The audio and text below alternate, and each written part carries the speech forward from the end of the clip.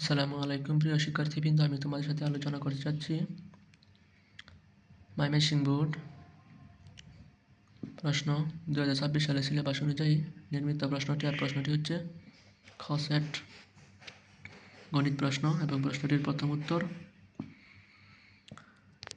প্রথমে হচ্ছে 1 নম্বরের খ, 2 নম্বরের ক, 3 নম্বরের গ, 4 নম্বরের ক, 5 নম্বরের ঘ, 6 নম্বরের ঘ, 7 নম্বরের খ, 8 নম্বরের ঘ, 9 নম্বরের খ, 10 নম্বরের ঘ, 11 নম্বরের খ, 12 নম্বরের খ, 13 নম্বরের ঘ, 14 নম্বরের খ সমান 15 নম্বরের ঘ 7.8, 16 নম্বরের ঘ 3টি, 17 নম্বরের খ, 18 নম্বরের ঘ, 19 নম্বরের ক, 20 নম্বরের খ এবং ঘ, 21 নম্বরের গ,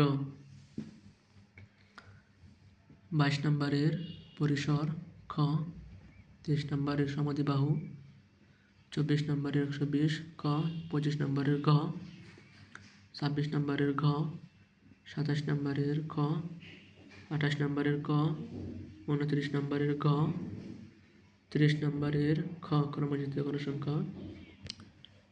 আমি সৃজনশীল প্রশ্নগুলো দিয়ে দিতেছি। এটা হচ্ছে সৃজনশীল প্রশ্ন 2026 সালের সিলেবাস অনুযায়ী নির্মিত এবং প্রথমে দেওয়া আছে সংক্ষিপ্ত প্রশ্ন উত্তর 15 থেকে 10টি উত্তর দিতে হবে এবং একটির মান হচ্ছে 2 নম্বর। দেখে নাও তোমরা সুন্দরভাবে।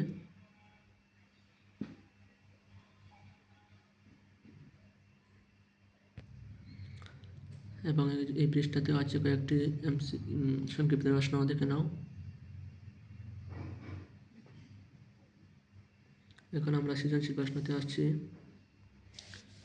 সৃজনশীল প্রশ্নতে 4টি বিভাগ থেকে যে কোনো একটি করে এবং যে কোনো 4টি বিভাগ থেকে একটি, এই 5টি প্রশ্নের উত্তর দিতে হবে। বীজগণিত বিভাগ থেকে 2টি থেকে একটি কিংবা পরে একটি দিতে চাইলে দিতে পারবে, কিন্তু বীজগণিত অংশ থেকে 2টি প্রশ্নের উত্তর করেছে। এবার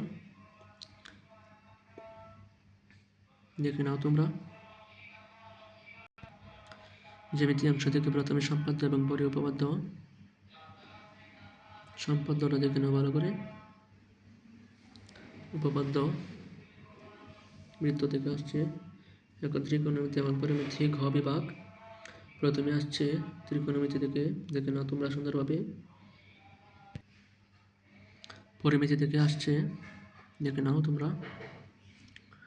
2টি চিত্র দেওয়া আছে এবং সর্বশেষ পরিসংখ্যান বিভাগ গ বিভাগ, দেখে নাও সুন্দরভাবে।